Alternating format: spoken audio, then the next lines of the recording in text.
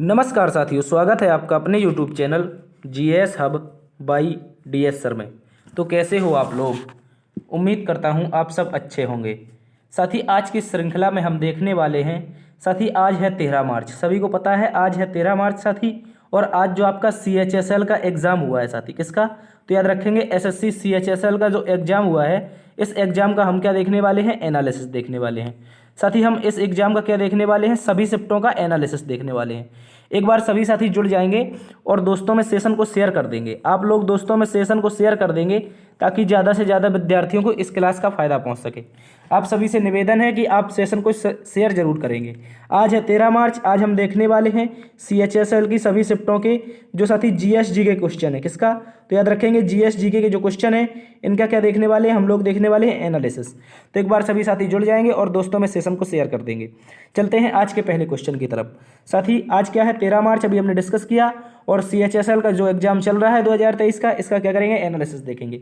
कुछ इस प्रकार से क्वेश्चन रहेंगे, इन सभी का हम डिटेल से अध्ययन करेंगे और देखेंगे आने वाले दिनों में जिन भी विद्यार्थियों का एग्जाम बाकी है किस प्रकार से क्वेश्चन पूछे जाएंगे और या किस प्रकार से संभावित प्रश्न बन सकते हैं, इनको हम अच्छे से देखेंगे। चलते हैं आज के पहले क्वेश्चन की तरफ। आज का साथी मोटिवेशन कोट जो आपको ऊर्जावान बनाएगा और मंजिल के प्रति जागरूक रखेगा। कह रहा है साथी, हौसले के तर्कस में, क्या कह रहा है? हौसले के तर्कस में कोशिश का वो तीर जिंदा रख, हार जाओ जिंदगी में चाहे सब कुछ, मगर फिर से जीतने की उम्मीद जिंदा रख। साथी, हौसले के तर्कस में कोशिश का वो तीर जिंदा रख और हार जाओ जिंदगी में चाहे सब कुछ, मगर फिर से जीतने की उम्मीद जिंदा रख। साथी, जरूरी ही नहीं आपकी ये केवल एग्जाम के लिए है, आपकी एक निजी जिंदगी के लिए भी इम्पोर्टेंट है। क्योंकि बहुत सारे व्यक्ति होते हैं जो आपके हार मान लेते हैं, हौसला खो देते हैं कि अब मुझसे ये काम नहीं हो रहा है, मेरा आगे क्या होगा। तो आप सभी के लिए एक ये मोटिवेशन है। भले ही वो ये एग्ज़ाम के लिए इम्पोर्टेंट तो है ही, लेकिन निजी ज़िंदगी के लिए भी इम्पोर्टेंट है। क्योंकि जब आप कई बार असफल हो जाते हैं ज़िंदगी के दौड़ में, तो आपको क्या करना है? आपको हार नहीं माननी है। कह रहा है हार जाओ ज़िंदगी में चाहे सब कुछ, मगर पुनः जीतने की उम्मीद जिंदा रख। ठीक है, तो इसी जोश और जुनून के साथ चलते हैं आज के पहले क्वेश्चन की तरफ। देखते हैं किस प्रकार से क्वेश्चन हमसे पूछे गए हैं। आज का पहला क्वेश्चन ये रहा साथी आपकी स्क्रीन पर। कह रहा है साथी CAG, क्या कह रहा है साथी? CAG महालेखा परीक्षक और नियंत्रक, यानी कि नियंत्रक एवं महालेखा परीक्षक किस अनुच्छेद से संबंधित है? इस तरह से क्वेश्चन आपसे आज पूछा गया था। तो याद रखेंगे जो महालेखा नियंत्रक परीक्षक या नियंत्रक एवं महालेखा परीक्षक है, controller and auditor general of India, ये किस अनुच्छेद से संबंधित है?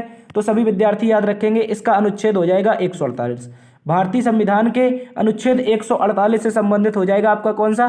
तो याद रखेंगे CAG, controller and auditor general. Important है, याद रखेंगे साथी। इसके अलावा बात करें इसका कार्य क्या होता है, तो याद रखेंगे ये भारत सरकार की रिपोर्ट राष्ट्रपति को देता है। जो भारत सरकार कार्य करती है इसकी रिपोर्ट किसे देता है? तो याद रखेंगे राष्ट्रपति को देता है। इसके अलावा राज्य सरकारें जो होती हैं इनकी भी रिपोर्ट किसको देता है? तो उस राज्य से संबंधित राज्यपाल को देता है। किसको? याद रखेंगे जिस राज्य सरकार का रिपोर्ट देना है तो उस राज्य का जो आपका राज्यपाल होगा उसको देगा। ये भी इंपॉर्टेंट है, याद रखेंगे। इसके अलावा बात करें भारत के नियंत्रक और लेखा महापरीक्षक के बारे में, तो याद रखेंगे भारत के पहले नियंत्रक एवं महालेखा परीक्षक थे वी नरहरि राव। इंपॉर्टेंट है, याद रखेंगे इनके बारे में। जो आपके वी नरहरि राव जी थे ये भारत के पहले नियंत्रक एवं महालेखा परीक्षक थे। अति महत्वपूर्ण क्वेश्चन है, इसको आप लोग याद रखेंगे। लेकिन साथ ही बात करें हम वर्तमान में किसकी, तो याद रखेंगे वर्तमान की बात करें तो भारत के नियंत्रक एवं महालेखा परीक्षक कौन है? तो सभी विद्यार्थी याद रखेंगे गिरीश चंद्र मुर्मू। कौन? तो इंपॉर्टेंट है, याद रखेंगे जो गिरीश चंद्र मुर्मू जी हैं वर्तमान में क्या है? ये आपके नियंत्रक एवं महालेखा परीक्षक हैं। अति इंपॉर्टेंट क्वेश्चन है, याद रखेंगे। ठीक है, तो चलते हैं आज के पहले क्वेश्चन की तरफ। हमने देखा अनुच्छेद, इसके अलावा इसका कार्य देखा तथा इसके पहले महालेखा नियंत्रक परीक्षक कौन थे, इसके अलावा वर्तमान में कौन है। तो याद रखेंगे इन सभी को अति महत्वपूर्ण क्वेश्चन है एग्जाम की दृष्टि से। चलते हैं आज के अगले क्वेश्चन की तरफ। आज का साथी अगला क्वेश्चन हमसे पूछा था 2014 में। क्या पूछा था साथी में? 2014 में भारत रत्न से किसे सम्मानित किया गया था? इस तरह से क्वेश्चन आया था। या इसमें आपका क्रिकेटर थे, एक ऑप्शन था कि निम्नलिखित में से कौन से क्रिकेटर को 2014 में भारत रत्न से सम्मानित किया गया है। इसको याद रखेंगे साथी, भारत के एकमात्र खिलाड़ी। इंपॉर्टेंट है, याद रखेंगे। अति महत्वपूर्ण क्वेश्चन है, याद रखेंगे।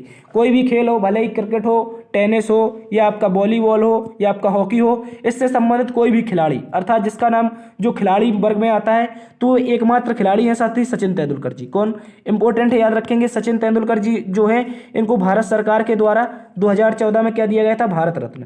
अति महत्वपूर्ण क्वेश्चन है, याद रखेंगे। 2014 में भारत सरकार के द्वारा सचिन तेंदुलकर जी को क्या दिया गया था, तो याद रखेंगे भारत रत्न दिया गया था। अति इंपॉर्टेंट क्वेश्चन है। इसके अलावा एक आपके केमिस्ट्री वाले विशेषज्ञ थे यानी कि रासायनिक वैज्ञानिक थे, उनका नाम था CNR राव। क्या नाम था, साथ रखेंगे, साथ ही याद रखेंगे इनको अच्छे से, CNR राव। ठीक है, CNR राव के साथ इनको क्या दिया गया था, तो 2014 में भारत रत्न दिया गया था। याद रखेंगे ये आपके कौन थे, तो याद रखेंगे रसायनज्ञ थे। ठीक है, रसायन विज्ञान से संबंधित वैज्ञानिक थे CNR राव। इसके साथ ही क्रिकेट के भगवान कहे जाने वाले जो सचिन तेंदुलकर थे इनको भी 2014 में क्या दिया गया था, तो नोबेल पुरस्कार, माफी चाहेंगे, भारत रत्न सम्मान दिया गया था। इंपॉर्टेंट है, याद रखेंगे। साथ ही नोबेल पुरस्कार की बात करें तो आज आपके लिए अति गौरव का क्षण है क्योंकि भारत की जो एक सॉन्ग है जिसका नाम है नाटू नाटू। क्या नाम है, ये आपका नाटू नाटू सॉन्ग है। इसको आज है साथी जो आपकी 13 मार्च है, इसको 12 मार्च को नाटू नाटू सॉन्ग को क्या मिला है, ऑस्कर अवार्ड मिला है। इंपॉर्टेंट है, याद रखेंगे। इसी तरह से इसी कारण मुझे से ऑस्कर निकल गया। ठीक है, तो भारत सरकार के द्वारा दिए जाने वाला सर्वोच्च पुरस्कार भारत रत्न जिसे सचिन तेंदुलकर जी को सम्मानित किया गया, कब किया गया था, तो याद रखेंगे 2014 में। ठीक है, इंपॉर्टेंट क्वेश्चन है।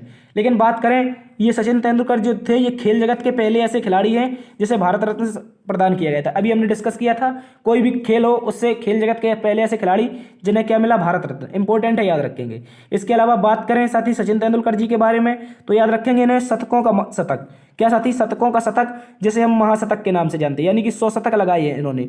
इंपॉर्टेंट है, 100 शतक लगाए हैं सचिन तेंदुलकर जी ने, तो याद रखेंगे एकमात्र खिलाड़ी हो जाएंगे।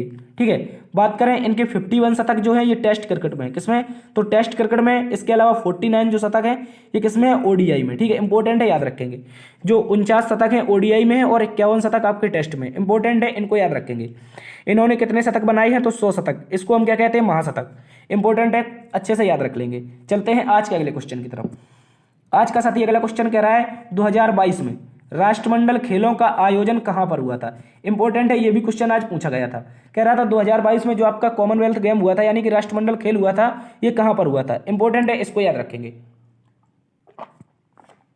यदि पूछे इसका आयोजन कहां पर हुआ था तो सभी साथी याद रखेंगे इसका आयोजन होता है ब्रिटेन में। कहां पर, बर्मिंघम जो स्थान है इंग्लैंड का, वहां पर इसका आयोजन होता है। इंपॉर्टेंट है, याद रखेंगे। कहां पर होता है, इंग्लैंड के बर्मिंघम में 2022 में राष्ट्रमंडल खेलों का आयोजन होता है। इंपॉर्टेंट है, इसको याद रखेंगे। इसके अलावा बात करें साथी इन खेलों में पदक के बारे में तो पदक जीतने के मामले में प्रथम स्थान, यदि पूछ ले साथी प्रथम स्थान पर कौन रहा, तो याद रखेंगे प्रथम स्थान पर आपका रहा ऑस्ट्रेलिया। इंपॉर्टेंट क्वेश्चन है, याद रखेंगे। ऑस्ट्रेलिया ने बहुत सारे पदक जीते, इस कारण ये प्रथम स्थान पर रहा। लेकिन बात करें भारत की स्थिति की तो भारत ने कुल मिलाकर के 22 गोल्ड, कितने, इंपॉर्टेंट है, याद रखेंगे। भारत के द्वारा 22 गोल्ड सहित 61 पदक जीते गए। कितने, 22 गोल्ड सहित कुल 61 पदक जीतने के साथ भारत कौन से स्थान पर रहा, तो याद रखेंगे चौथे स्थान पर। इंपॉर्टेंट है, याद रखेंगे। पहले स्थान पर आपका ऑस्ट्रेलिया रहता है, इसके अलावा दूसरे स्थान पर आपका इंग्लैंड रहता है। कौन रहता है, इंग्लैंड रहता है। इसके अलावा तीसरे स्थान पर आपका कनाडा रहता है। इंपॉर्टेंट है, ये भी याद रखेंगे। और चौथे स्थान पर कौन रहा, अपना प्यारा भारत, यानी कि इंडिया आपका चौथे स्थान पर रहा पदक जीतने के मामले में श्रृंखला में। इंपॉर्टेंट है, याद रखेंगे। पहली बार यदि बात करें साथी राष्ट्रमंडल खेलों का आयोजन कब हुआ था, तो पहली बार राष्ट्रमंडल खेलों का जो आयोजन हुआ था ये 1930 में हुआ था। कहाँ पर, 1930 में हुआ था। और हैमिल्टन तथा ओंटेरियो नामक दो शहर हैं आपके कनाडा में पड़ते हैं। कहाँ पर, जो कनाडा देश है साथी इसमें आपके हैमिल्टन और ओंटेरियो नामक के दो शहर हैं। इन शहरों में पहली बार 1930 में, कब, तो याद रखेंगे 1930 में पहली बार राष्ट्रमंडल खेल यानी कि कॉमनवेल्थ गेम का आयोजन किया गया था। चलते हैं आज के अगले क्वेश्चन की तरफ, इसको आप लोग अच्छे से याद रख लेंगे। आज का साथी अगला क्वेश्चन हमसे पूछ रहा है, कह रहा है निम्नलिखित में से किस क्षेत्र का पुराना नाम कलिंग रहा। इस तरह से क्वेश्चन आपसे पूछा गया था। क्या पूछा गया था, ऐसा कौन सा क्षेत्र है जिसका पुराना नाम कलिंग रहा। तो इंपॉर्टेंट है, इसके बारे में आप लोग याद रख लेंगे। बात करें उड़ीसा राज्य की साथी, जो उड़ीसा वर्तमान में उड़ीसा राज्य है इसका प्राचीन काल में नाम क्या था, तो याद रखेंगे कलिंग। देखो जो आपका उड़ीसा का क्षेत्र है और तेलंगाना का तथा आंध्र प्रदेश और बंगाल का क्षेत्र मिलाकर के कुछ हिस्सा बंगाल का, कुछ हिस्सा तेलंगाना का तथा कुछ हिस्सा आंध्र प्रदेश का तथा पूरा हिस्सा उड़ीसा का आपका क्या कहलाता था, कलिंग कहलाता था। इसीलिए मोस्टली क्योंकि सारा का सारा हिस्सा कलिंग उड़ीसा में आता था, उड़ीसा राज्य में, तो इसीलिए उड़ीसा राज्य को हम कह देते हैं। इंपॉर्टेंट है, उड़ीसा राज्य को प्राचीन काल में किस नाम से जानते थे, तो कलिंग नाम से जानते थे। बात करें कलिंग की साथी, तो एक घटना थी 261 की, कब की, 261 बीसी की एक घटना थी। इसमें मौर्य सम्राट था साथी अशोक। इंपॉर्टेंट है, याद रखेंगे। कलिंग का एक प्रसिद्ध युद्ध होता है जिसमें मौर्य सम्राट अशोक और कलिंग का राजा होता है आपका अनंत पद्मनाभन। इंपॉर्टेंट है, याद रखेंगे। अनंत पद्मनाभन कलिंग का राजा होता है। इसके द्वारा कलिंग का प्रसिद्ध युद्ध 261 ईसा पूर्व में लड़ा जाता है। कब, तो याद रखेंगे 261 ईसा पूर्व में अनंत पद्मनाभन और सम्राट अशोक के मध्य क्या लड़ा जाता है, कलिंग का युद्ध लड़ा जाता है। बात करें साथी इसकी जानकारी कहाँ पर मिलती है, तो याद रखेंगे इस युद्ध की जानकारी अशोक के 13वें अभिलेख में, किसमें, इंपॉर्टेंट है, याद रखेंगे अशोक के 13वें अभिलेख में इसकी जानकारी मिलती है। अति महत्वपूर्ण क्वेश्चन है, आप इसको याद रखेंगे, ठीक है। और इस युद्ध में अशोक जीत जाता है। देखो यहाँ पर कह रहा है इस युद्ध में मौर्य सम्राट अशोक की जीत हुई तथा इनका हृदय परिवर्तन हो गया, क्योंकि इसमें लाखों व्यक्तियों के मारे जाने की खबर आई और हजारों इसमें घायल हो गए। इसलिए इनको इस क्षति को अशोक झेल नहीं पाए और इनका हृदय परिवर्तन हो गया। जब अशोक का हृदय परिवर्तन हो गया तो इसके बाद अशोक ने क्या किया, बौद्ध धर्म अपना लिया। अति महत्वपूर्ण क्वेश्चन है, पूछेगा आपसे अशोक ने कौन सा धर्म अपनाया था कलिंग के युद्ध के बाद, तो याद रखेंगे बौद्ध धर्म, ठीक है। इंपॉर्टेंट क्वेश्चन है, अशोक ने क्या अपनाया था, बौद्ध धर्म अपनाया था कलिंग के युद्ध के बाद। और कलिंग के युद्ध की बात करें तो इसकी जानकारी अशोक के 13वें अभिलेख में मिलती है। इंपॉर्टेंट है, याद रखेंगे, ठीक है। 261 बीसी में ये लड़ा जाता है, ये भी इंपॉर्टेंट है। और कलिंग का राजा के बारे में पूछ ले कौन था, तो अनंत पद्मनाभन इसका सम्राट हो जाएगा। इंपॉर्टेंट है, याद रखेंगे। चलते हैं आज के अगले क्वेश्चन की तरफ। आज का साथी अगला क्वेश्चन आपसे पूछा गया था विजय हजारे ट्रॉफी, क्या पूछा गया था साथी, विजय हजारे ट्रॉफी का खिताब किसने जीता है। अति महत्वपूर्ण क्वेश्चन है और 2022 के बारे में पूछा गया था। किसके बारे में, या तो 2022 था या 2021 था, हम दोनों को डिस्कस करेंगे किसने जीता है। बात करें विजय हजारे ट्रॉफी की साथी, तो याद रखेंगे 2022 का खिताब आपका सौराष्ट्र ने जीता है। किसने, तो याद रखेंगे सौराष्ट्र के द्वारा 2022 का खिताब जीता गया है। इसमें सौराष्ट्र ने महाराष्ट्र को हराया है। अति महत्वपूर्ण क्वेश्चन है, सौराष्ट्र के द्वारा महाराष्ट्र को हराया गया है। इंपॉर्टेंट है, याद रखेंगे। इसके बाद बात करें सौराष्ट्र ने 2007-8 के बाद दूसरी बार विजय हजारे ट्रॉफी जीती है। इंपॉर्टेंट है, याद रखेंगे सौराष्ट्र ने अभी तक केवल 2 बार विजय हजारे ट्रॉफी जीती है। इससे पहले 2007-8 का सीजन था और वर्तमान में 2022 का सीजन। इंपॉर्टेंट है, याद रखेंगे।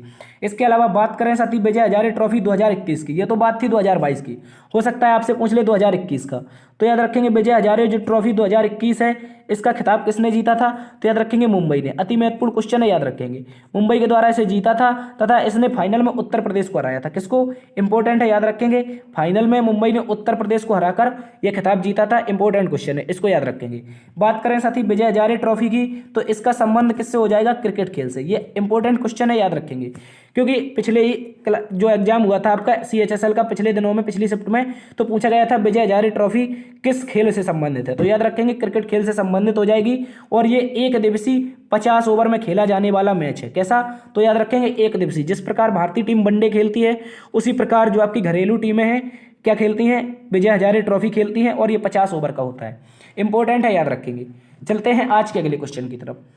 आज का साथी अगला क्वेश्चन हमसे पूछा गया था हुमायूं के मकबरे का निर्माण किसने करवाया था। इंपॉर्टेंट है, इसको याद रख लेंगे। बात करें हुमायूं के मकबरे की, तो याद रखेंगे इसका निर्माण किसने करवाया था, तो बात है साथी वर्ष 1656 की। कब की, तो याद रखेंगे वर्ष 1656 में शाहजहां के द्वारा इसका निर्माण करवाया गया। इंपॉर्टेंट है, याद रखेंगे जो हुमायूं का मकबरा था, किसका, हुमायूं का जो मकबरा था साथी, इसका निर्माण इसके जो आपके नाती थे, यानी कि अकबर के बाद जहांगीर के बाद शाहजहां, ठीक है, इसके पंथी थे शाहजहां के द्वारा हुमायूं के मकबरे का निर्माण करवाया जाता है। इंपॉर्टेंट है, इसको याद रखेंगे। बात करें इसका निर्माण कब होता है, तो 1656 में इसका निर्माण होता है। और बात करें साथी ये बना कहाँ पर था, ये भी इंपॉर्टेंट है, पूछ ले हुमायूं का मकबरा कहाँ स्थित है, तो याद रखेंगे नई दिल्ली में। इंपॉर्टेंट है, दिल्ली में ये स्थित है। कहाँ पर, तो याद रखेंगे दिल्ली में ये स्थित है। 1656 में इसका निर्माण क्या हुआ, कंप्लीट हुआ था, ठीक है, इसको याद रखेंगे। बात करें साथी हुमायूं के मकबरे की, तो याद रखेंगे इसको क्या कहते हैं, तो याद रखेंगे इसको कहते हैं मुगलों का शयनगार। क्या कहते हैं, इंपॉर्टेंट है, याद रखेंगे हुमायूं को मकबरे को क्या कहते हैं, हुमायूं के मकबरे को मुगलों का शयनगार कहते हैं। ये भी इंपॉर्टेंट है, याद रखेंगे, ठीक है। इसके अलावा बात करें इसके वास्तुकार की, किसकी, जो इस मकबरे का वास्तुकार था उसका नाम था साथी मिराग मिर्जा गयास। क्या नाम था, तो याद रखेंगे मिराग मिर्जा गयास इसका नाम था। अति महत्वपूर्ण क्वेश्चन है, इसको याद रखेंगे। हुमायूं के मकबरे का वास्तुकार हो जाएगा मिराग मिर्जा गयास। इंपॉर्टेंट है, याद रखेंगे। और बात करें साथी ये जो मकबरा है ये किस शैली में बना है, पूछ लेगा आपसे किस शैली में बना है मकबरा, तो याद रखेंगे फारसी शैली। इंपॉर्टेंट है, याद रखेंगे जो हुमायूं का मकबरा है ये फारसी शैली में बना है। अति महत्वपूर्ण क्वेश्चन है, इसको भी याद रखेंगे। और इस मकबरे को क्या कहते हैं, मुगलों का शयनगार भी कहते हैं। अति महत्वपूर्ण क्वेश्चन है, इसको भी याद रखेंगे। चलते हैं आज के अगले क्वेश्चन की तरफ। आज का साथी अगला क्वेश्चन हमसे पूछा गया था 1885 में हुए कांग्रेस के प्रथम अधिवेशन में कुल कितने लोग शामिल हुए थे। इस तरह से कुछ क्वेश्चन था जो आपसे पूछा गया था। तो याद रखेंगे ये सभी शिफ्टों के क्वेश्चन हैं। एक बार से आप दोस्तों में सेशन को शेयर कर देंगे। यदि क्लास में आपको मजा आ रहा है तो दोस्तों में आप सेशन को शेयर जरूर करेंगे ताकि ज़्यादा से ज़्यादा विद्यार्थियों को इस क्लास का फायदा पहुंच सके। ठीक है, तो आज क्वेश्चन पूछा गया था अगला, कह रहा था 1885 में हुए कांग्रेस के प्रथम अधिवेशन में कुल कितने लोगों ने हिस्सा लिया।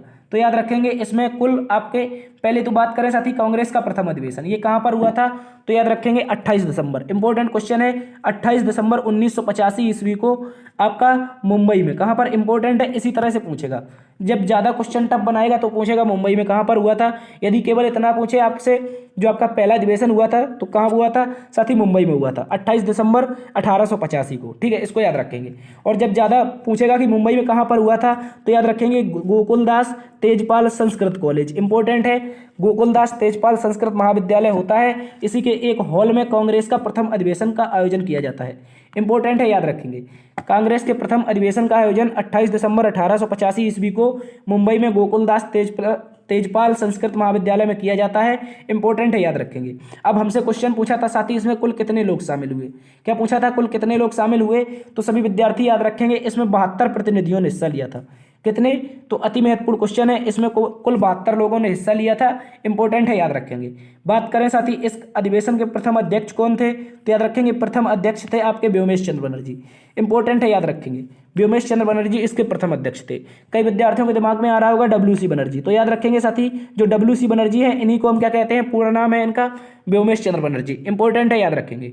इसके अलावा बात करें इसके पहले महासचिव की, इंपॉर्टेंट है, ये भी पूछ लेगा इसके पहले महासचिव कौन थे, तो याद रखेंगे A.O. ह्यूम। साथी A.O. ह्यूम जो थे ये इसके कांग्रेस के पहले महासचिव थे। इंपॉर्टेंट है, याद रखेंगे। और कांग्रेस को डफरिन के दिमाग की उपज कहते हैं। क्या कहते हैं साथी, तो याद रखेंगे जो डफरिन था उस समय वायसराय था, डफरिन के दिमाग की उपज कहते हैं कांग्रेस को। इंपॉर्टेंट है, याद रखेंगे डफरिन के दिमाग की उपज हो जाएगी आपकी कांग्रेस। और A.O. ह्यूम जो थे साथी ये इसके पहले महासचिव बनते हैं। और A.O. ह्यूम को हम क्या कहते हैं, तो याद रखेंगे साथी इनको शिमला का संत कहते हैं। इंपॉर्टेंट है, इस तरह से क्वेश्चन पूछ लेगा कि शिमला का संत किसे कहते हैं, तो याद रखेंगे A.O. ह्यूम को कहते हैं। किसको, शिमला का जो संत है साथी ये आपका A.O. ह्यूम हो जाएगा। अति महत्वपूर्ण क्वेश्चन है, इसको याद रखेंगे। ठीक है, चलते हैं आज के अगले क्वेश्चन की तरफ। आज का साथी अगला क्वेश्चन हमसे पूछा गया था जलदूत ऐप को किस मंत्रालय के द्वारा विकसित किया गया है। इंपॉर्टेंट है, याद रखेंगे। इस क्वेश्चन को हमने डिस्कस किया था जब ये पिछली शिफ्ट में पूछा गया था कि जलदूत ऐप का कार्य क्या है। तो याद रखेंगे जलदूत ऐप के बारे में बात करेंगे साथी। तो याद रखेंगे इसको किसने विकसित किया है, तो भारत का एक मंत्रालय है जिसको ग्रामीण विकास मंत्रालय के नाम से जानते हैं। किस मंत्रालय से, तो याद रखेंगे भारत का ग्रामीण विकास मंत्रालय है। इसके द्वारा इसका सहयोग किसने किया, तो भारत का पंचायती राज मंत्रालय। इंपॉर्टेंट है, दो मंत्रालय है साथी, कोई ना कोई आपको ऑप्शन में मिला होगा, या तो आपको ग्रामीण विकास मंत्रालय मिला होगा या फिर पंचायती राज मंत्रालय मिला होगा। इस तरह से कोई ना कोई क्वेश्चन आया होगा। तो याद रखेंगे इसमें दो मंत्रालय शामिल है, इन दोनों के सहयोग से क्या हुआ था साथी, तो याद रखेंगे इस ऐप को विकसित किया गया था। जो जलदूत ऐप है साथी इसको विकसित किया गया था ग्रामीण विकास मंत्रालय और पंचायती राज मंत्रालय। ठीक है, बात करें साथी जो आपका जलदूत ऐप है इसका मुख्य उद्देश्य क्या है, क्या पूछे इसका मुख्य उद्देश्य क्या है, तो याद रखेंगे देश के जो किसी भी गांव है, यानी कि देश का कोई भी गांव है उसमें जो कुएं बचे हुए हैं, यानी कि जो कुएं हैं पानी के तो बचे हुए हैं, उनके जल स्तर का पता लगाना इसका मुख्य कार्य है। जो जलदूत ऐप है इसका मुख्य कार्य क्या है, जो देश के गांवों में आपके कुएं बचे हुए हैं उनके जल स्तर का पता लगाना इसका कार्य है। बात करें साथी इसका और एक अन्य कार्य, तो याद रखेंगे गांवों में पानी की व्यवस्था की देखभाल करना। कुल मिलाकर के वही इसका आंसर हो जाएगा। ठीक है, तो याद रखेंगे गांवों में, देश के गांवों में पानी की व्यवस्था का देखभाल करना किसका काम है, तो जलदूत ऐप का काम है। और ग्रामीण विकास मंत्रालय पंचायती राज मंत्रालय के द्वारा इसको विकसित किया जाता है। अति महत्वपूर्ण क्वेश्चन है, याद रखेंगे। चलते हैं आज के अगले क्वेश्चन की तरफ। आज का साथी अगला क्वेश्चन पूछा था, आवर्त सारणी में सोडियम की परमाणु द्रव्यमान संख्या कितनी होती है। देखो यहाँ पर परमाणु क्रमांक नहीं पूछा है, आप कंफ्यूज नहीं होंगे। कह रहा है सोडियम यानी कि Na, क्या पूछ रहा है हमसे, Na के बारे में पूछ रहा है। तो याद रखेंगे सोडियम के बारे में, तो आपसे पूछ ले सोडियम की परमाणु संख्या के बारे में पूछ ले, तो याद रखेंगे इसकी परमाणु संख्या या फिर परमाणु क्रमांक, इसकी परमाणु संख्या या परमाणु क्रमांक कहते हैं। तो इसका आंसर हो जाएगा 11। कितनी साथी, तो याद रखेंगे वर्तमान में ही नहीं, जो आपकी आवर्त सारणी है इसमें आवर्त सारणी में सोडियम की क्या है, परमाणु संख्या है जो 11 है। इंपॉर्टेंट है, याद रखेंगे। और जो किसी तत्व की परमाणु संख्या होती है लगभग उसका 2 गुना, साथी 2 गुना या 2.5 गुना क्या होता है, तो याद रखेंगे इसका द्रव्यमान होता है। वही हमसे पूछा है कि द्रव्यमान संख्या जो आपका सोडियम है इसकी द्रव्यमान संख्या कितनी है, तो याद रखेंगे इसकी संख्या 22.98, लगभग 23 इसकी क्या हो जाएगी आपकी, तो याद रखेंगे साथ ही आपकी जो सोडियम है इसकी द्रव्यमान संख्या कितनी हो जाएगी, तो याद रखेंगे 23 हो जाएगी, लगभग आपकी 22.98 है। इंपॉर्टेंट है, याद रखेंगे। बात करें हम सोडियम की साथी, सोडियम की बात करें तो इसकी सर्वप्रथम खोज किसने की थी, तो हम्फ्री डेवी नामक एक वैज्ञानिक थे। क्या नाम था, इंपॉर्टेंट है, हम्फ्री डेवी नामक एक वैज्ञानिक थे। इनके द्वारा 1807 ईस्वी में सोडियम की खोज होती है। ठीक है, इंपॉर्टेंट है, याद रखेंगे। सोडियम की खोज की बात करें, हम्फ्री डेवी नामक वैज्ञानिक थे। 1807 ईस्वी में इन्होंने प्रयोगशाला में इसको खोजा था। ये भी याद रखेंगे, कहाँ पर खोजा था, तो प्रयोगशाला में इसको खोजा था। अति महत्वपूर्ण क्वेश्चन है, याद रखेंगे। ठीक है, सोडियम के बारे में बात करें तो इसको हम किस में रखते हैं, केरोसिन यानी कि मिट्टी के तेल में रखते हैं, और जैसे ही ये पानी के संपर्क में आती है तो विस्फोट कर देती है। इंपॉर्टेंट है, इसको भी याद रखेंगे। चलते हैं आज के अगले क्वेश्चन की तरफ। आज का साथी अगला क्वेश्चन हमसे पूछा गया था, 1757 ईस्वी में सिराजुद्दौला ने किस किस के मध्य युद्ध लड़ा था। यानी कि कह रहा है जो सिराजुद्दौला ने 1757 में युद्ध लड़ा था वो किसके मध्य लड़ा था। इंपॉर्टेंट है, याद रखेंगे। बात करें सिराजुद्दौला की तो ये साथी बंगाल का नवाब था। कहाँ का, तो याद रखेंगे सिराजुद्दौला जो था ये बंगाल का नवाब था। इंपॉर्टेंट है, याद रखेंगे। जब साथी एक घटना होती है 1756 में, कब साथी, काल कोठरी की घटना होती है बंगाल में, जब कुछ अंग्रेजी सैनिकों को सिराजुद्दौला एक 14x14 की कोठरी में लगभग 161 सैनिकों को दबा के उसमें मौत के घाट उतार देता है। लगभग उसमें आपके 121 जो सैनिक थे अंग्रेजों के वो मर जाते हैं। उसके बाद 1 साल बाद जो आपकी ईस्ट इंडिया कंपनी है साथी, कौन, ईस्ट इंडिया कंपनी है, इसकी सेना जो है इसने बंगाल के नवाब के खिलाफ क्या कर दिया, विद्रोह कर दिया, यानी कि आक्रमण कर दिया। तो याद रखेंगे इस आक्रमण को हम प्लासी के युद्ध के नाम से जानते हैं। इंपॉर्टेंट है, याद रखेंगे। बात करें 1757 की, जो प्लासी का युद्ध होता है ये 23 जून 1757 की ईस्वी में आपके बंगाल के नवाब सिराजुद्दौला और ब्रिटिश ईस्ट इंडिया कंपनी की सेना के मध्य लड़ा जाता है। इंपॉर्टेंट है, याद रखेंगे। बात करें साथी ब्रिटिश ईस्ट इंडिया कंपनी का नेतृत्व किसने किया था, तो याद रखेंगे रॉबर्ट क्लाइव ने। किसने, अति महत्वपूर्ण क्वेश्चन है, रॉबर्ट क्लाइव नामक जो आपके व्यक्ति थे इनके द्वारा ईस्ट इंडिया कंपनी का नेतृत्व किया गया था। इंपॉर्टेंट है, याद रखेंगे। और जो रॉबर्ट क्लाइव थे इस युद्ध में सिराजुद्दौला के सेनापति जो मीर जाफर था, अति महत्वपूर्ण क्वेश्चन है, मीर जाफर को ये अपनी ओर मिला लेता है और इसके बाद सिराजुद्दौला को मैदान के घाट यानी कि मैदान में ही मौत के घाट उतार देता है। इंपॉर्टेंट है, याद रखेंगे। सिराजुद्दौला मैदान में ही मारा जाता है। जो आपका मीर जाफर था इसने धोखा दे दिया था क्योंकि ये सिराजुद्दौला का क्या था, तो सेनापति था। इंपॉर्टेंट है, याद रखेंगे। चलते हैं आज के अगले क्वेश्चन की तरफ। आज का साथी अगला क्वेश्चन हमसे पूछ रहा है, खेलो इंडिया यूथ गेम्स में चौथा संस्करण कहां पर आयोजित किया गया। अति महत्वपूर्ण क्वेश्चन है, इसको याद रख लेंगे। कह रहा है खेलो इंडिया यूथ गेम्स का चौथा संस्करण कहां पर आयोजित किया गया, तो याद रखेंगे इसका चौथा संस्करण की बात करें तो साथी ये हरियाणा में हुआ था। कहां पर, इंपॉर्टेंट है, याद रखेंगे। ये हरियाणा में आयोजित होता है और हरियाणा का जो पंचकुला नामक शहर है, इंपॉर्टेंट है, हरियाणा का जो पंचकुला नामक शहर है यहाँ पर इसका आयोजन किया जाता है। अति महत्वपूर्ण क्वेश्चन है, याद रखेंगे। इसके बात करें इसमें पहले स्थान पर कौन रहा, तो पहले स्थान में इसमें हरियाणा ही रहा था। यानी कि चौथे खेलो इंडिया यूथ गेम्स हुए थे 2022 में। इंपॉर्टेंट है, याद रखेंगे। ये 2022 में होते हैं। इंपॉर्टेंट है। इसके अलावा इसमें पहले स्थान पर आपका हरियाणा रहता है और हरियाणा में ही इसका आयोजन होता है। बात करें साथ ही 5वें खेलो इंडिया यूथ गेम्स की, जो अभी हाल ही में 30 जनवरी से लेकर के 12 फरवरी तक खेले गए हैं। इनका आयोजन साथी कहाँ पर होता है 5वें संस्करण का, तो मध्य प्रदेश के 8 शहरों में। ये भी इंपॉर्टेंट क्वेश्चन है। मध्य प्रदेश के 8 शहरों में 5वें संस्करण का आयोजन होता है और इसमें प्रथम स्थान पर आपका महाराष्ट्र रहता है। कौन, तो इंपॉर्टेंट है, याद रखेंगे। प्रथम स्थान पर महाराष्ट्र रहता है, इसको अच्छे से याद रखेंगे। बात करें खेलो इंडिया यूथ गेम्स की, क्या साथी, तो याद रखेंगे जो खेलो इंडिया यूथ गेम्स हुए थे इसकी शुरुआत 2018 में हुई थी। कब हुई थी, तो 2018 में खेलो इंडिया यूथ गेम्स की शुरुआत होती है। तब इनको खेलो इंडिया स्कूल गेम्स के नाम से जानते थे। वर्ष 2019 में इनका नाम बदलकर खेलो इंडिया यूथ गेम्स कर दिया था। इंपॉर्टेंट है, याद रखेंगे। और जब पहला संस्करण जो हुआ था ये आपका दिल्ली में हुआ था। कहाँ पर, तो याद रखेंगे नई दिल्ली में पहला संस्करण इसका आयोजन होता है और 17 से 22 साल के बच्चे इसमें भाग लेते हैं। चलते हैं आज के अगले क्वेश्चन की तरफ। आज का साथी अगला क्वेश्चन हमसे पूछा था, हरिप्रसाद चौरसिया किस वाद्य यंत्र से संबंधित है। क्या पूछा था? तो याद रखेंगे हरिप्रसाद चौरसिया किस वाद्य यंत्र से संबंधित है? इंपॉर्टेंट क्वेश्चन है, इसको याद रख लेंगे। बात करें साथी हरिप्रसाद चौरसिया की, तो पंडित हरिप्रसाद चौरसिया जी एक प्रसिद्ध बांसुरी वादक थे। क्या थे? एक प्रसिद्ध बांसुरी वादक थे। इंपॉर्टेंट क्वेश्चन है, याद रखेंगे। वर्ष 1992 में, देखो यहाँ पर किस वाद्य यंत्र से पूछा तो बांसुरी हो जाएगा, इंपॉर्टेंट है, इसको याद रखेंगे।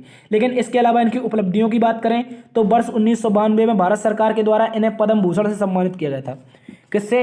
तो याद रखेंगे पद्म भूषण से इनको सम्मानित किया गया था। इसके बाद वर्ष 2000 में भी इनको पद्म विभूषण से भी सम्मानित किया जा चुका है। इंपॉर्टेंट है, इसको भी याद रखेंगे। हरिप्रसाद चौरसिया, पंडित हरिप्रसाद चौरसिया आपके बांसुरी वादक हैं। 1992 में इनको क्या मिलता है? पद्म भूषण मिलता है। इसके बाद वर्ष 2000 में इनको क्या मिलता है? तो पद्म विभूषण मिलता है। इसको याद रखेंगे अच्छे से, इंपॉर्टेंट क्वेश्चन है। चलते हैं आज के अगले क्वेश्चन की तरफ। आज का साथी अगला क्वेश्चन हमसे पूछ रहा है, नवीं विश्व आयुर्वेद कांग्रेस का आयोजन कहां पर किया गया? क्या कह रहा है? नवीं विश्व आयुर्वेद कांग्रेस का आयोजन कहां पर होता है? तो इंपॉर्टेंट है, याद रखेंगे। जो नवीं विश्व आयुर्वेद कांग्रेस है, तो याद रखेंगे आरोग्य एक्सपो के तहत इसका आयोजन गोवा की राजधानी पणजी में होता है। इंपॉर्टेंट है, याद रखेंगे। तो कुल मिलाकर आपको इतना ही याद रखना है कि जो नवी विश्व आयुर्वेद कांग्रेस है, इसका आयोजन कहाँ पर हुआ था?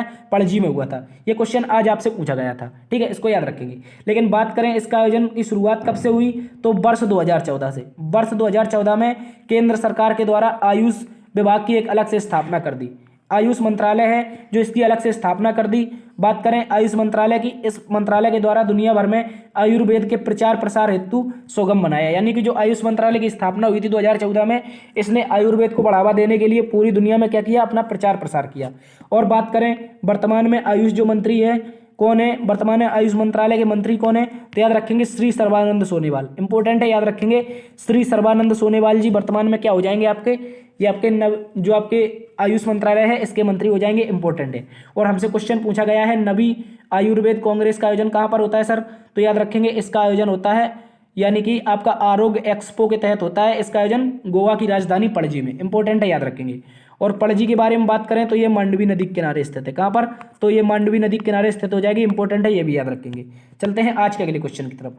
आज का साथी अगला क्वेश्चन हमसे पूछा गया था, वर्ष 2022 में फिजिक्स के क्षेत्र में नोबेल पुरस्कार से किसे सम्मानित किया गया? इंपॉर्टेंट है, याद रखेंगे। वर्ष 2022 में नोबेल जो पुरस्कार मिला है, इसमें फिजिक्स के क्षेत्र में किसे सम्मानित किया गया? इंपॉर्टेंट है, याद रखेंगे। ठीक है, अभी हमने डिस्कस किया था, वहां पर ये नोबेल जो हमने बात की थी, नोबेल नहीं था साथी, वो आपका ऑस्कर अवार्ड था। क्या था? जो आज ऑस्कर अवार्ड मिला है, इसकी इतनी ज़्यादा खुशी है क्योंकि बहुत दिनों बाद, यानी कि 2009 के बाद आपके भारत के किसी सॉन्ग को, ठीक है, याद रखेंगे, नाटू नाटू जो सॉन्ग है, नाटू नाटू आपकी ट्रिपल आर मूवी का सॉन्ग है, इसको आज ऑस्कर अवार्ड मिला है। ठीक है, याद रखेंगे इसको। ये करंट अफेयर का इंपॉर्टेंट क्वेश्चन बन चुका है। ठीक है, इसके अलावा बात करें नोबेल पुरस्कार की, साथी 2022 में फिजिक्स के क्षेत्र में यानी कि भौतिकी के क्षेत्र में नोबेल पुरस्कार किसे मिला है?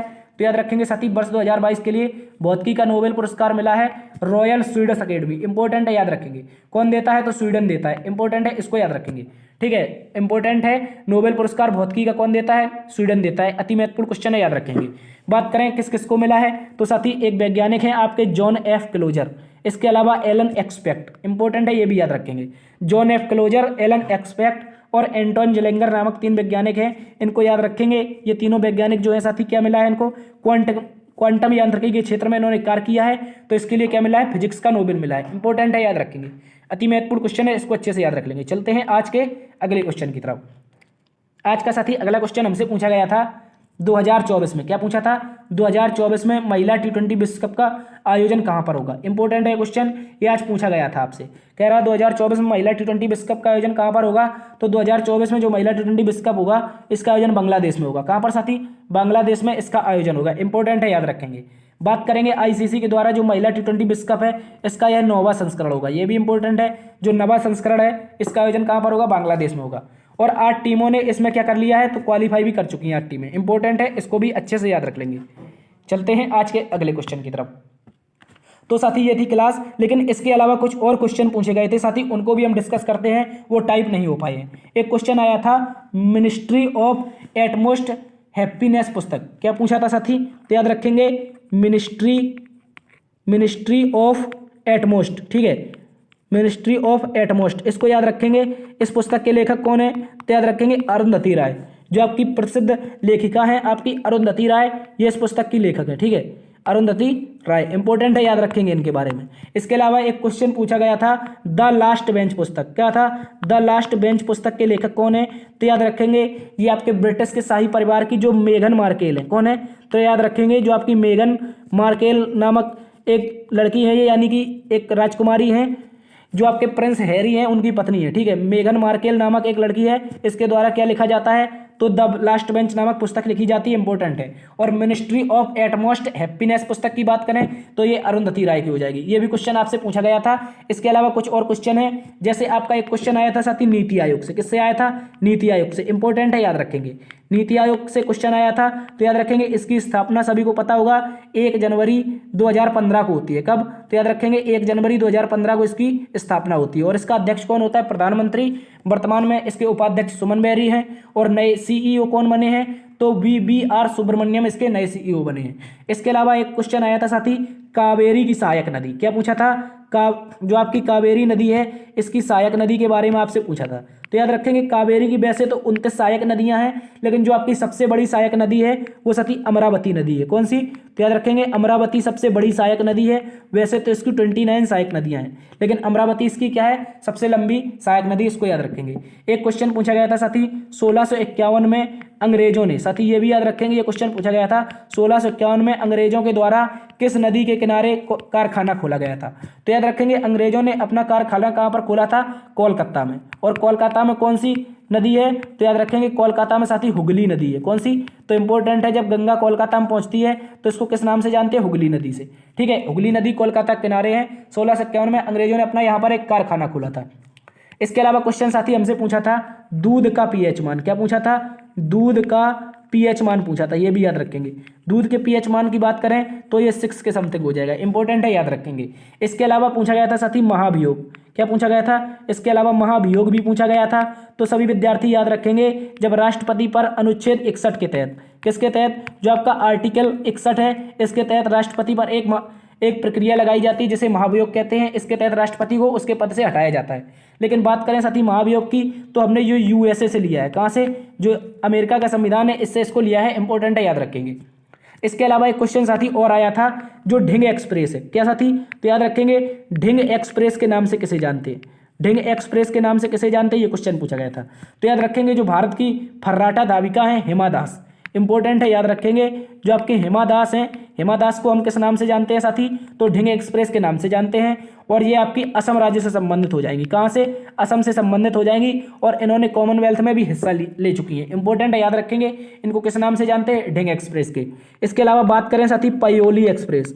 पायोली जो एक्सप्रेस है इनको किस नाम से जानते हैं? तो इसके अलावा इनको उड़न परी के नाम से भी जानते हैं। जो आपकी जो उड़न परी है इस नाम से भी जानते हैं। तो याद रखेंगे ये आपकी कौन हो जाएगी? पायोली एक्सप्रेस या उड़न परी। तो याद रखेंगे साथी PT ऊषा। जो आपकी PT ऊषा है ये वर्तमान में किस नाम से जानी जाती है? पायोली एक्सप्रेस या फिर उड़न परी। और ढिंग एक्सप्रेस की बात करें तो हिमा दास हो जाएंगी। और ये आपके असम राज्य से संबंधित है। इंपॉर्टेंट है, याद रखेंगे। इसके अलावा साथी एक क्वेश्चन आया था, जो आपकी पुरंदर की संधि हुई थी। किसकी? पुरंदर की संधि हुई थी। इसमें मराठा सम्राट कौन था? पुरंदर की संधि की बात करें तो साथी ये 11 जून को होती है। कब होती है? इंपॉर्टेंट है, 11 जून आपकी 1665 में होती है। 1665 11 जून 1665 में ये संधि होती है। तो याद रखेंगे इसमें जो आपके मराठा सम्राट थे कौन थे? तो याद रखेंगे साथी ये शिवाजी थे। जो आपके छत्रपति शिवाजी महाराज थे ये इसमें क्या थे? मराठा सम्राट थे। इंपॉर्टेंट है, याद रखेंगे। ठीक है, इसको अच्छे से याद रखेंगे। सॉरी। इसके अलावा कुछ और क्वेश्चन पूछा गया था। एक पूछा गया था महाकालेश्वर कॉरिडोर। क्या कह रहा था साथी? कह रहा था महाकालेश्वर कॉरिडोर का उद्घाटन किसने किया है? इस तरह से क्वेश्चन आया था। महाकालेश्वर कॉरिडोर की बात करें साथी तो याद रखेंगे इस महाकालेश्वर कॉरिडोर का उद्घाटन प्रधानमंत्री नरेंद्र मोदी जी ने किया है। और ये कहाँ पर बना है? तो उज्जैन में बना है। इंपॉर्टेंट है, याद रखेंगे। कोई ना कोई क्वेश्चन इस तरह से आया था महाकालेश्वर कॉरिडोर से। प्रधानमंत्री जी ने इसका उद्घाटन किया है और उज्जैन मध्य प्रदेश में ये स्थापित है, महाकाल की नगरी में। इंपॉर्टेंट है, याद रखेंगे। इसके अलावा एक क्वेश्चन पूछा गया था साथी, तांवा और जस्ता मिलकर क्या बनाते हैं? ठीक है, क्या पूछा गया था? तांवा और जस्ता मिलकर क्या बनाते हैं? तो याद रखेंगे साथी ये पीतल बनाते हैं। ठीक है, क्या बनाते हैं? पीतल बनाते हैं। इंपॉर्टेंट है, इसको देख लेंगे, पीतल ही बनाते हैं या और कुछ। ठीक है, तांवा और जस्ता मिलकर क्या बनाते हैं? इंपॉर्टेंट है, याद रखेंगे। इसके अलावा पूछा गया था साथी सौर गठबंधन के बारे में। जो आपका सौर मंत्रालय है, माफी चाहेंगे, जो सौर गठबंधन है, क्या साथी? सौर संगठन है, ठीक है, इंपॉर्टेंट है। सौर संगठन की बात करें साथी, इसके बारे में हम डिटेल से अध्ययन करेंगे। बात करें सौर संगठन की, तो इसकी स्थापना होती है साथी COP21 में, जो आपका COP21 होता है पेरिस में। कहाँ पर साथी? पेरिस में ये होता है। और 2015 में इसकी क्या होती है? स्थापना होती है। इंपॉर्टेंट है, याद रखेंगे। और इसकी स्थापना करता कौन है साथी? तो भारत और फ्रांस मिलकर, ये इंपॉर्टेंट है। भारत फ्रांस मिलकर क्या करते हैं? आपकी सौर संगठन की स्थापना करते हैं, यानी कि इंटरनेशनल सोलर अलायंस ISA की स्थापना करते हैं। इंटरनेशनल सोलर अलायंस की स्थापना करते हैं। बात करेंगे इसके बारे में। इसकी स्थापना COP21 के तहत 2015 में होती है। और जो COP21 है, इसका आयोजन कहाँ पर होता है? पेरिस में होता है। इसकी स्थापना भारत और फ्रांस मिलकर करते हैं। बात करें इसका उद्देश्य क्या था? क्या साथी? इसका उद्देश्य क्या था? तो याद रखेंगे, नवीकरणीय ऊर्जा। क्या? जो आपकी नवीकरणीय ऊर्जा है साथी, इसको बढ़ावा देना था। इंपॉर्टेंट है। नवीकरणीय ऊर्जा का मतलब क्या होता है? हमको प्रकृति को नुकसान पहुंचाए बिना ऊर्जा बनानी है, यानी कि जैसे आपकी सौर ऊर्जा, ठीक है, सौर ऊर्जा आपकी कैसी है? नवीकरणीय ऊर्जा है। इंपॉर्टेंट है, याद रखेंगे। सौर ऊर्जा सौर प्लेटों से, यानी सूरज से हमको ऊर्जा प्राप्त करनी थी। इंपॉर्टेंट है, याद रखेंगे। इसको हम साथी हरित ऊर्जा भी कहते हैं। क्या कहते हैं इसको? हरित ऊर्जा भी कहते हैं। इंपॉर्टेंट है, याद रखेंगे। इसके अलावा बात करें, इसमें क्वेश्चन पूछा गया था साथी, इसका वर्तमान में अध्यक्ष कौन बना है? क्या पूछा गया था? अध्यक्ष के बारे में पूछा गया था। इस तरह से तो याद रखेंगे, इंडिया इसका अध्यक्ष है। कौन? इंडिया इसका अध्यक्ष है। और उपाध्यक्ष इसका फ्रांस हो जाएगा। इंपॉर्टेंट है, वर्तमान में अध्यक्ष कौन है? इंडिया। और बात करें इसका साथी मुख्यालय कहाँ पर है, तो सभी विद्यार्थी याद रखेंगे साथी, इसका मुख्यालय हो जाएगा गुरुग्राम में। कहाँ पर? जो आपका गुरुग्राम है, हरियाणा, ठीक है, हरियाणा है। इसमें इसका क्या हो जाएगा? मुख्यालय हो जाएगा। इंपॉर्टेंट है, याद रखेंगे। चलते हैं आज के अगले क्वेश्चन की तरफ। इसके अलावा साथी एक क्वेश्चन पूछा गया था, महिला दिवस किस दिन मनाया जाता है? क्या पूछा गया था? महिला दिवस किस दिन मनाया जाता है? इस तरह से कुछ क्वेश्चन था। तो याद रखेंगे, महिला दिवस के बारे में बात करें तो साथी प्रतिवर्ष 8 मार्च को मनाया जाता है। इंपॉर्टेंट है, याद रखेंगे। महिला सशक्तिकरण को बढ़ावा देने के लिए प्रतिवर्ष 8 मार्च को UN के द्वारा क्या मनाया जाता है? इंपॉर्टेंट है, याद रखेंगे। UNO के द्वारा क्या मनाया जाता है? महिला दिवस मनाया जाता है। इंपॉर्टेंट है, इसको याद रखेंगे। इसके अलावा बात करें साथी, ये फर्स्ट टाइम कब मनाया गया था? तो याद रखेंगे, UN ने इसको फर्स्ट टाइम 1975 में मनाया था। कब? 1975 में इसको पहली बार मनाया था। इंपॉर्टेंट है, ये भी याद रखेंगे। ये भी क्वेश्चन आपसे पूछा गया था, इसको अच्छे से याद रख लेंगे। ठीक है साथी, तो इस तरह से ये क्वेश्चन थे, ये सारे के सारे आपसे पूछे गए थे। उम्मीद करता हूँ आज का एनालिसिस आपको पसंद आया होगा। यदि साथी पसंद आया है तो प्लीज़ आपसे निवेदन है कि आप चैनल को लाइक कीजिए, शेयर कीजिए, और आपसे विनम्र निवेदन है कि आप चैनल को सब्सक्राइब जरूर करें। आपके एक सब्सक्राइब से हमें मोटिवेशन मिलता है, जिससे हम आपके लिए इस तरह की वीडियो लाते रहेंगे। प्लीज़ आपसे हाथ जोड़कर निवेदन है कि आप सब्सक्राइब जरूर करें। देखते रहिए GS Hub by DS sir. मिलते हैं अगली वीडियो में, तब तक के लिए अपना ख्याल रखना। जय हिंद।